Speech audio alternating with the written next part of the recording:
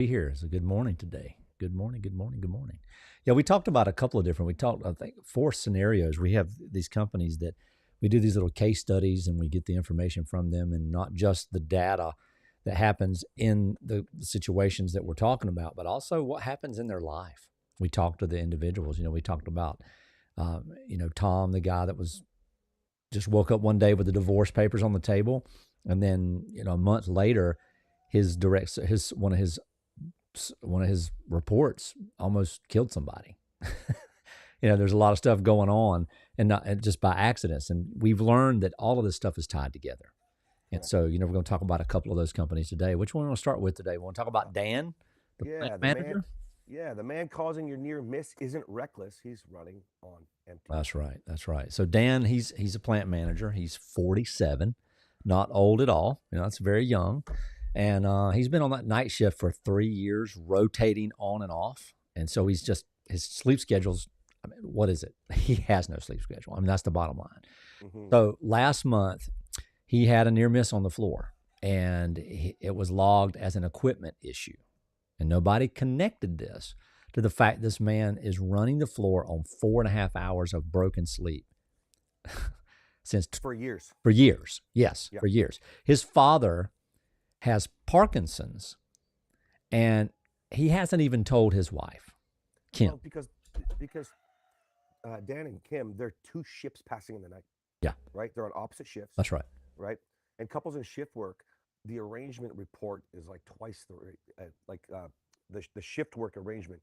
It doesn't give you the time. It's like twice the rate of relationship dissatisfaction because we don't have an opportunity because schedules don't align. We don't have an opportunity to have conversations, right? That's right. That's They right. share 3 hours of waking overlap on shift change days. Mm. Silence is not peace, it's drifting, right? Yeah, And a drift ends marriages without a single dramatic moment. yeah, it does. It's a quiet death. It's like the silent ghost. Hmm. Hmm. So, and I mean, you think about what we've learned, and we've got the joke, Cash. You like to say, "Hey, if you can't get it done, just sleep faster." Yeah, sleep But faster. we're Yeah. both learning. Those 2 a.m.s, those 3 a.m.s, those 3 to 4 hour sleeps. While we can do it in small seasons, as you age, and even when you're not aged, it Hmm. it starts to have a problem. It starts to create issues, and Correct. it's scientifically medically reported that less than 6 hours of sleep produces a cognitive equivalent of a 0.10 blood alcohol level.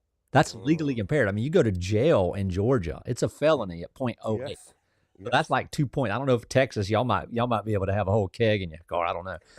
But that's biologically identical to being inebriated, being drunk. And it's impossible to detect. You drive into work, nobody can detect. You're not slurring. You're just that cognitively impaired. So Dan signed off on the equipment protocol that preceded the near miss on a 14 hour, on hour 14 of a back-to-back shift. Now, what would Mhm. OSHA do with that? Well, OSHA would not find that in the protocol review. They no, it wouldn't know would not. anything about his sleep. They just say, "Oh, here's the data, here's the fact, here's what it is, mechanical issue." Boom. No, nor would anybody even think to ask that question, Right. right? Because what they're going to do is Dan's going to go and he's going to say, no, no, no, it's about the equipment. He's not going to go, oh shit, I haven't missed. He's already. This is the way of life that he lives. That's right. He sleeps with no sleep. He doesn't connect with his wife. His kids are absorbing it. Parents with chronic sleep deprivation show 40% reduced emotional availability for their children. Mm, 40%.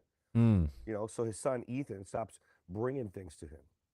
His daughter Brooke has trouble sleeping herself. yes. Like she's learning the nervous system response from her father, Right. right?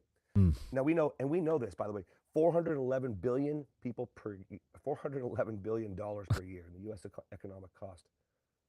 That's sleep deprivation cost, cognitive impairment at less than 6 hours. That 0.10 you were talking about, mhm. That's and the divorce risk is 2.5 times higher for shift workers. right.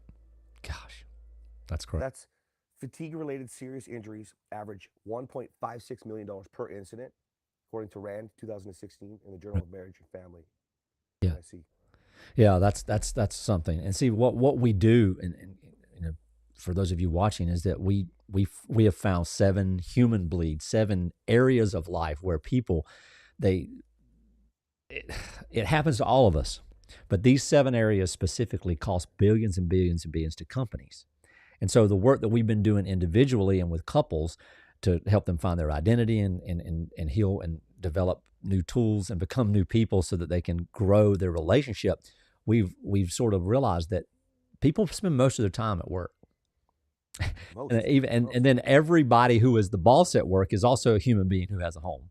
So nobody's exempt from this. No, from the top down or from the ground up. That's right. We noticed accidentally, this is how we got into this. We started helping couples, because of my story and what I do and what I've done with my own marriage and how I've saved it. And what we learned is, and we described it in the beginning like, well, you're kind of in a fog.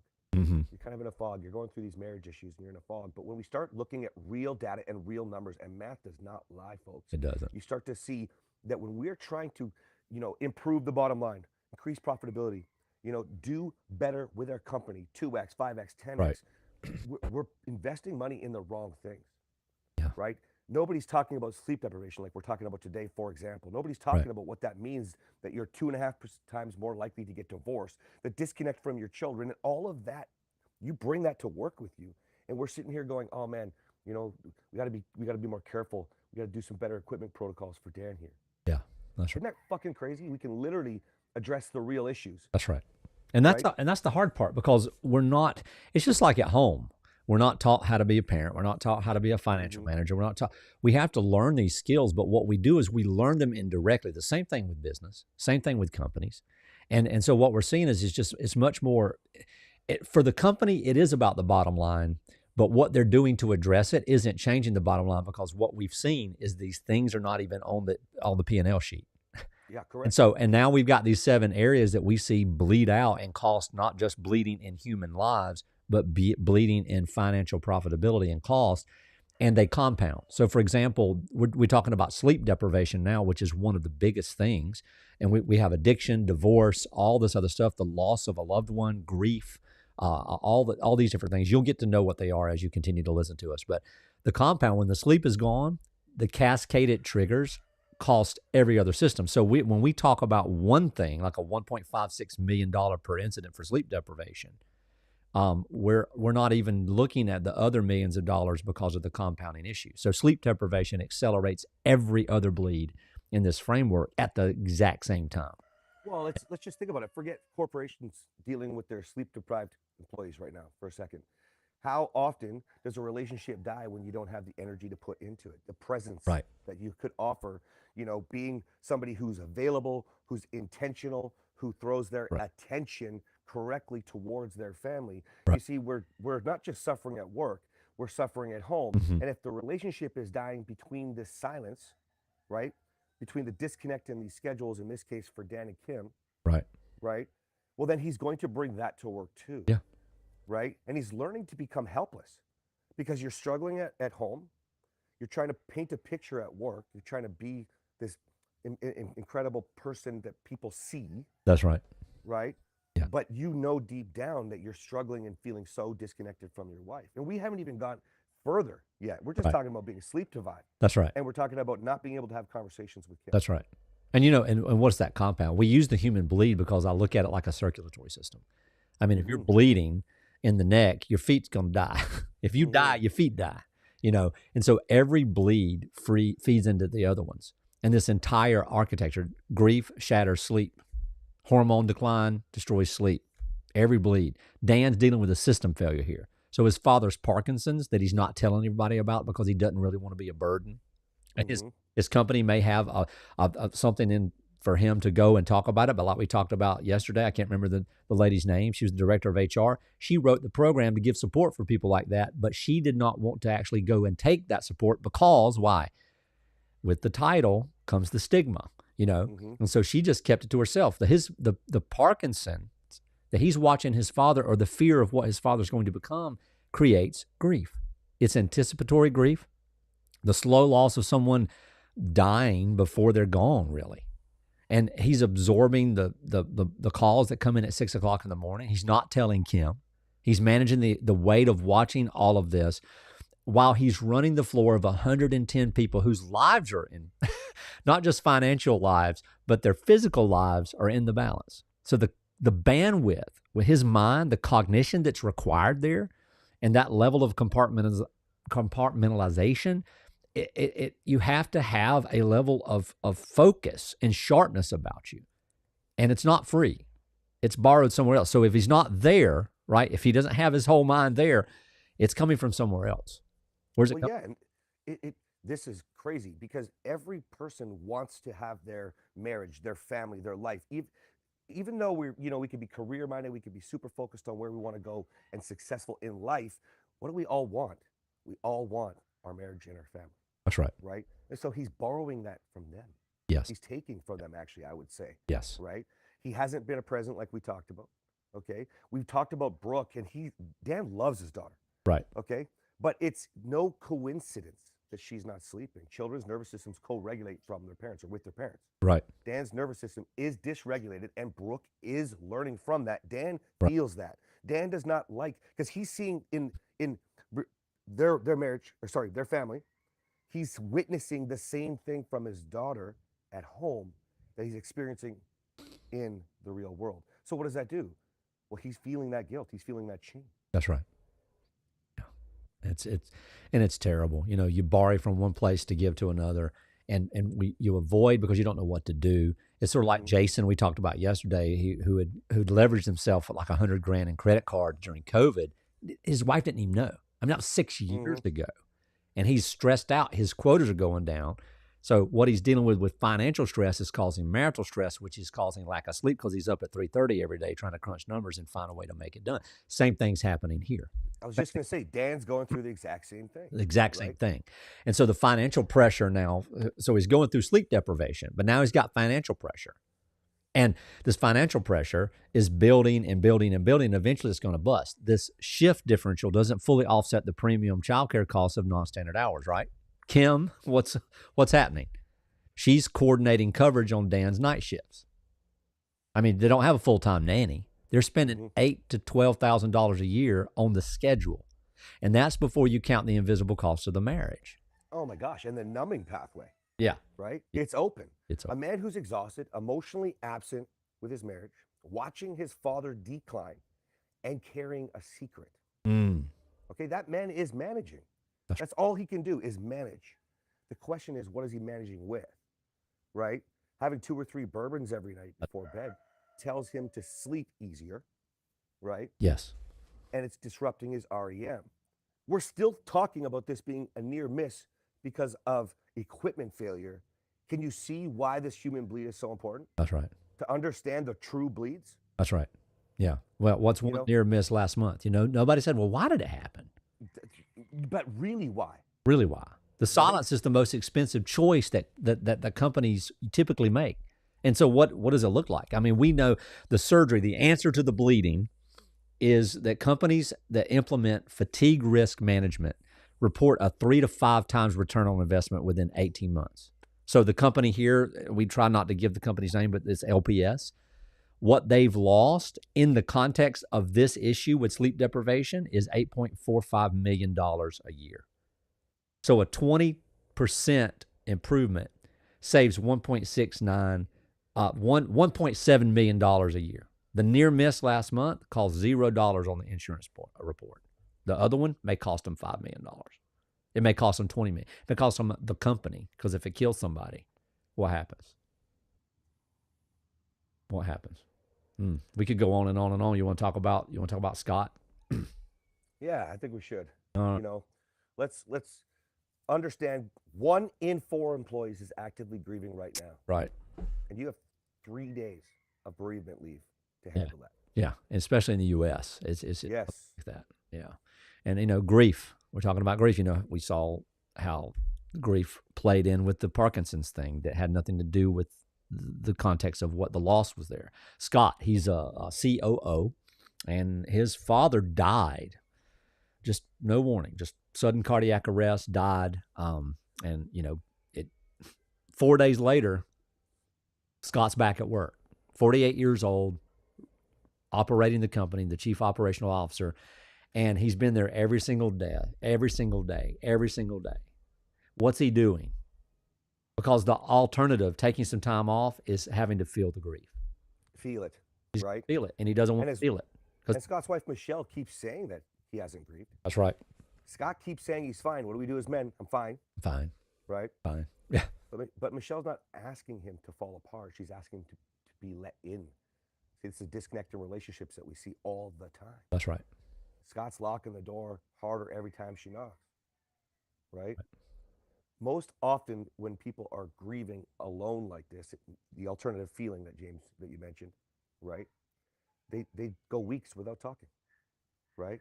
Not because it doesn't matter, but because in this case, Scott changes the subject to Michelle. She stops trying. Yeah. Boom, disconnect. That's right. And what do you do there? What do you do? I mean, when we work with companies and we see these things, they see stuff like this. They see stuff like the near miss, or things that are safety issues. They see them as safety issues. We said this again, right? We constantly look at these things, and when we get to a place where a man is grieving, these reports and all this stuff that's taking place, they're walking on eggshells, and they can't explain anything. And that's what's unprocessed grief at the leadership level. That's what it does. Mm-hmm. They try to make everything work. They try to process it. And in some sense, Cass, I think it's dishonest, but they don't know it's dishonest because they're not taking time to actually deal with what's happening. So everybody that works for him, everybody that reports to him, they don't know what's going on. So they get to make up their mind what's going on. So then they feel less adapted at work. They don't know what they've done wrong. So the human nature is what have I done wrong? Well, and from the top down, decision is impaired. That's right. Decisions are impaired. Because Scott's not showing sadness. He's not walking around melancholy. He's the same guy, probably a little bit more structured. He's irritable. He's got an attitude. He's very impatient. His decisions are a little bit more erratic. And the atmosphere, I mean, like, what the hell happened to Scott? What's going on with Scott? Hey, Scott, I'm fine. It's like you said, I'm fine. Nothing's going on. Well, something's happening. But everybody can see it. Every hiring decision, every client contract, every strategic call, right? At a reduced capacity that can't measure up and won't acknowledge, right? Couples, by the way, who fail to grieve after a major loss experience a 45% higher rate of marital disconnection within 12 months. Wow. The grief doesn't just cost the company, it costs the marriage. And a COO who's quietly losing his marriage during this time, like his judgments, they're completely compromised. Yeah, that's right. And there's no way for a company to measure that, right? In fact, $2.25 billion per year are the grief-related productivity losses.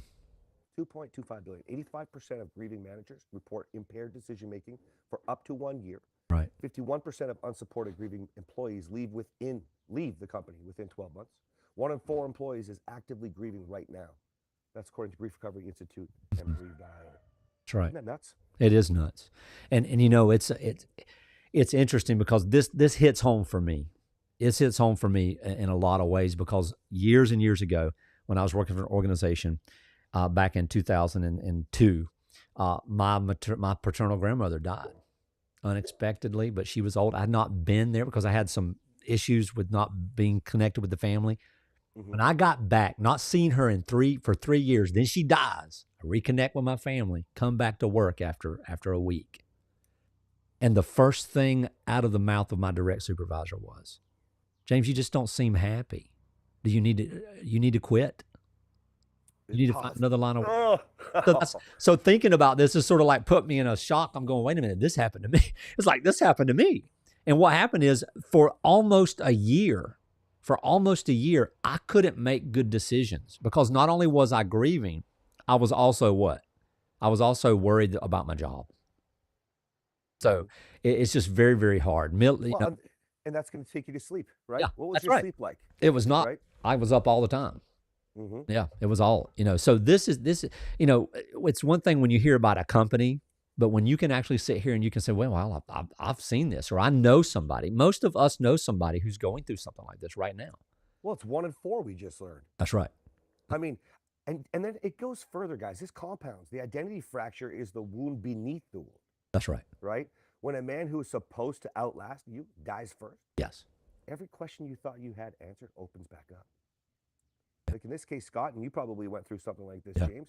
Scott has started asking his wife about this, right? The question isn't about the company, it's grief. It's a grief question, That's right. right? Exactly right.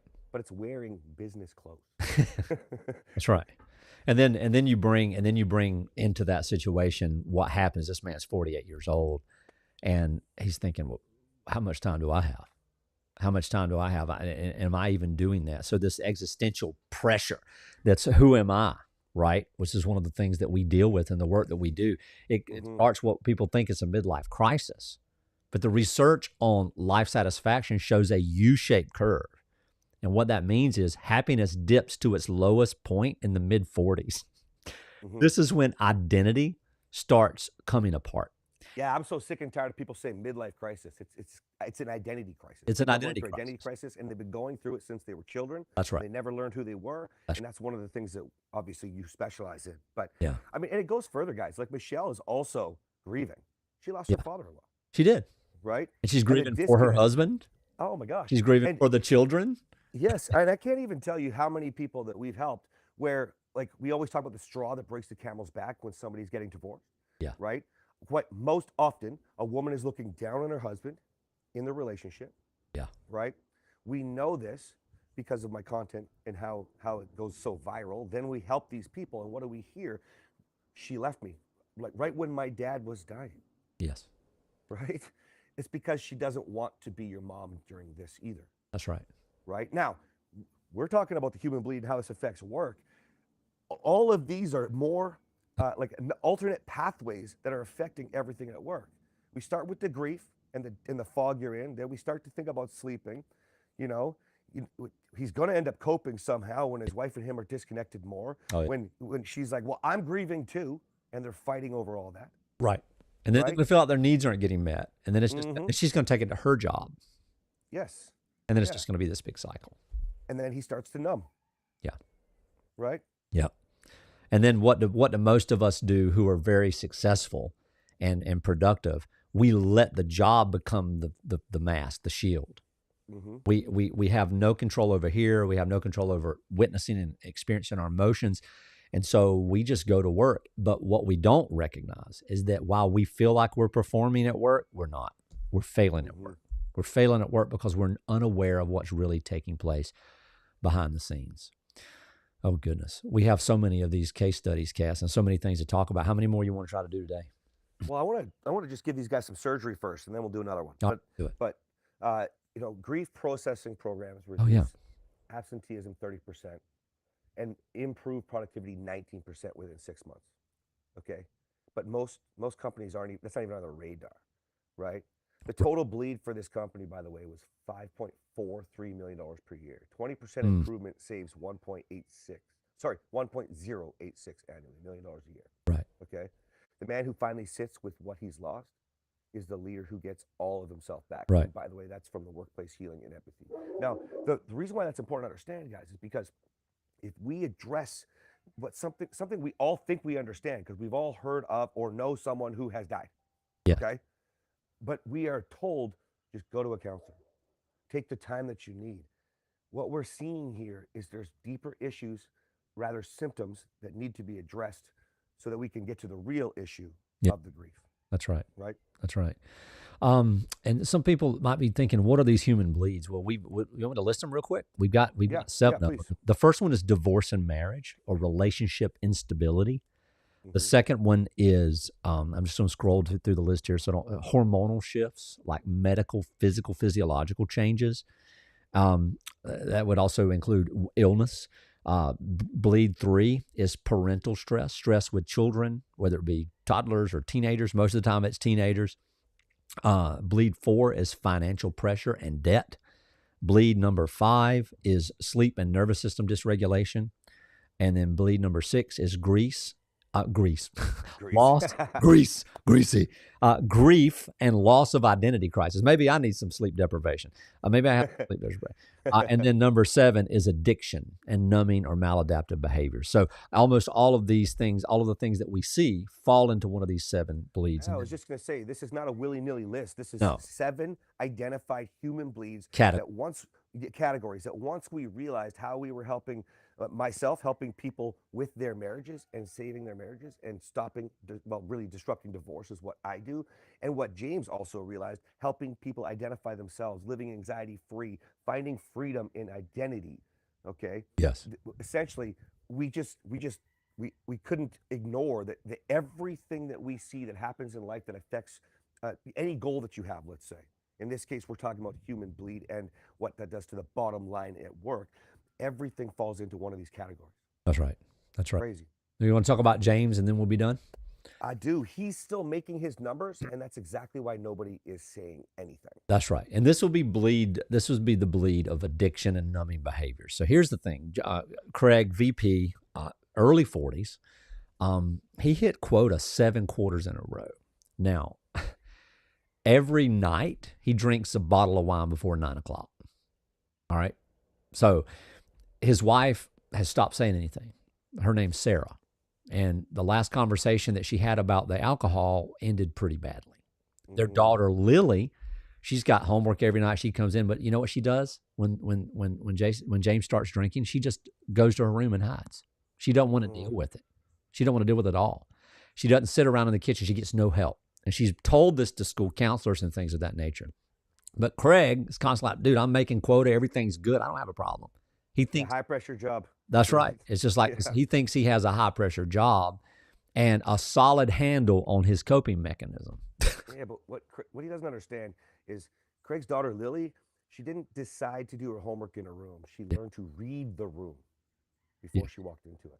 That's right. Like, our kids are like sponges, man. They are. 12-year-old's adaptation to an addicted home is all they're forced to do. They have to adapt to survive. That's right. And family systems recognize around the addicted members that spouses and children develop hypervigilance and conflict avoidance that persists for years. Dude, even after their parents recover. That's right. And it goes into the adulthood. And then it creates a compounding issue where people that come to us, what do we typically find when they start opening up and doing reflection? It was modeled to them as a child. Yes. So people in their 40s and 50s come to us, and then they're saying, "Oh, this is the way my daddy did it. This is the way my mama did it." Correct. And they didn't even know it. And 70% of adults with alcohol or drug use disorders are full-time employed. Most people think of the alcoholic or the drug abuser or the substance abuser as this person laid out on the couch and somebody's having to take them to the hospital and they don't bathe. These are high-functioning people. Addiction is not a homeless problem. Okay, it's a desk problem, and most of the people that I know and that I counseled over the desk for 15 years, addiction and relationship and grief counseling, and majority of everybody who was an addict were very high functioning executives. Okay. Well, we didn't talk about it here in our document today, but in Craig's story, but we know that if he's having a bottle of wine every night, and I say we know, it's probably a little bit ignorant of me. You should be aware that if you're having a bottle of wine every night, that you're probably legally impaired every single day. That's right. When you go into work. Yep. Right? Yep. That's going to affect your decisions. Yep. So even though he's making his numbers, how much better could he be doing? Yeah. Right? And by the way, this gets worse because we already know that Sarah wants Craig to stop. The last conversation ended badly. She stops fighting because she's exhausted. Right? She stops caring. She does. Right? She's managing an emotional weather of the house alone. This is typical. Women have to carry the home, all the emotions, all the pressure, all the loads. That's right. Right? That's right. And here's what I want executives to hear about this one. Craig doesn't know who he is when he's not hitting quota. See, that's the real problem. His value, I think I said this yesterday, his value, his worth has become his net worth. Oh, so good. Yeah. And that's the real problem. The wine is the symptom. So as long as Sarah is trying to get him to stop drinking, it's only going to press the issue deeper. And if he does quit drinking, he's just going to find something else to cope with.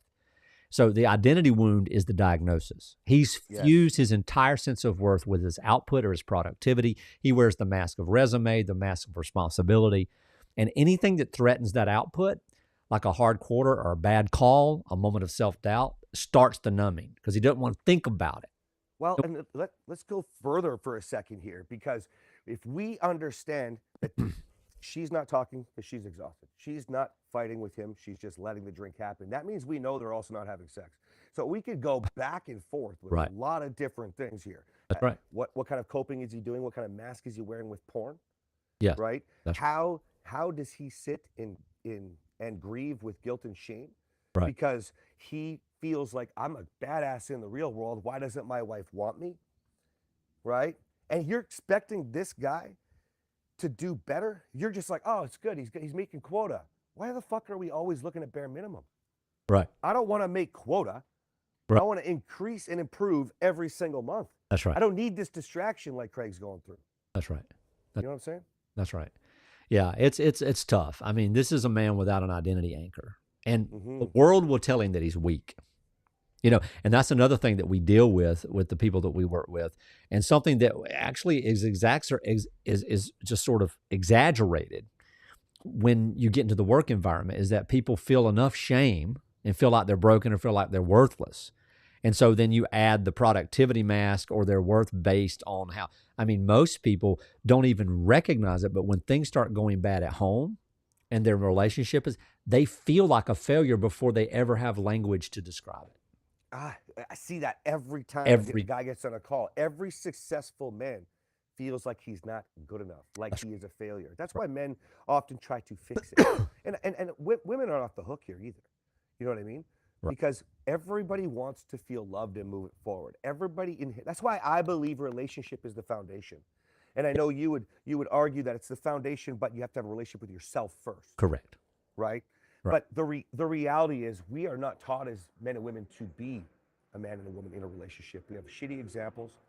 You know, if we use the whole premise of the Human Bleed, the whole premise of this show, to understand that we're sitting here trying to invest in our employees in stupid, employee assistance programs. Here's some benefits for some therapy, right, when we don't even know what we're talking about. No wonder our bottom line is suffering. Yes. Yeah. Isn't that crazy? It is crazy. And that's something too. I know we've got the data. We should talk about this, Cass. We should talk about what is in place for most companies right now. We should look at the different things, like the woman that we talked about, the names, I'm getting them all confused, but the woman that we talked about yesterday, the director of HR and that program that she put in place. She's not even using the program that she developed. We should look at some of those. We should talk about some of those stats and look at what the companies provide versus what can holistically come in. Because what we've found is that programs, by and large, don't assist in the getting to the point. Correct. But what does is self-transformation, self-work, and not self-help guru stuff. We're not talking about motivational speaking and motivational acceleration and motivational growth. We're talking about true root internal transformation. And what we've seen is through the custom programs that are in the programs that are in these companies, they're not really being utilized. And when they are, they're not really making assistance viable. It's just like flash in the pan type stuff. But when we go in and we create an organizational foundation, it becomes part of the DNA. It becomes part of one of the words that we like. It becomes part of the culture.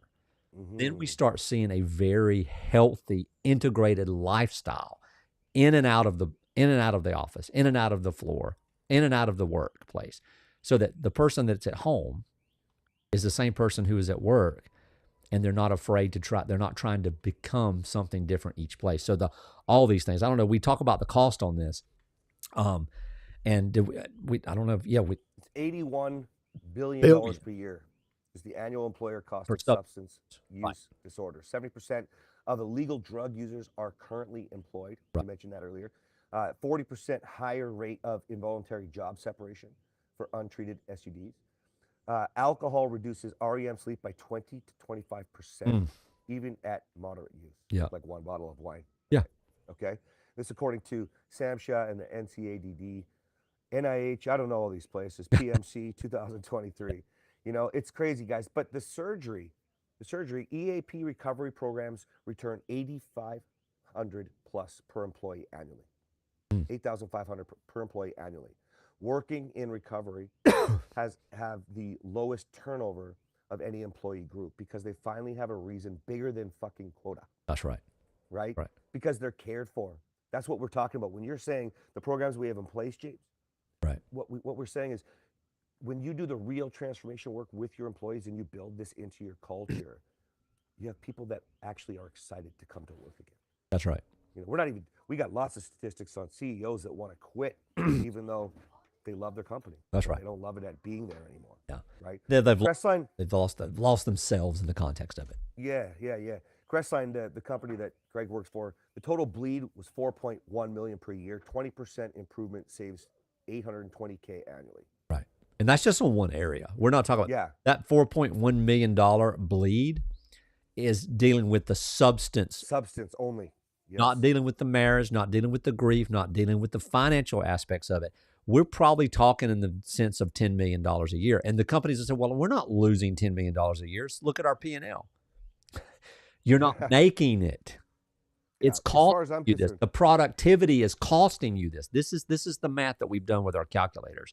We've got this wicked calculator, guys. I don't have Craig's companies up here right now, but just imagine if you're losing like $3 million, and we can show you that. But then when we show you all the other human bleeds, we identify what you need to do for your employees, which is obviously surveyed with your company, right? Right. But then we can show you the 7 million that you could be gaining. And now you have a net gain of $10 million. Right. That's crazy. That's right. Right. So just in that 20% improvement, bringing $800,000 back into the bottom line, and then not just back into the bottom line. So it's not completely recouping the 4.1 million, but ultimately you end up not losing that. Yeah, and then gaining more. Yeah. This is really math. Cool. I'm not a mathematician, but I know that there's a but math doesn't lie. That's the beautiful thing. It doesn't right? lie. It doesn't lie. Guys, this has been episode 2 of we're filming 3 in a row, so I don't know, episode 5, and stay tuned. We're going to do one a day here. That's right. Posting on our new podcast, The Human Bleed. Thank you for joining. Thank you for listening. We'll be launching that next week. And for now, just enjoy going live with us. Thank you very much for joining. Been fun. All right. We'll see you guys later.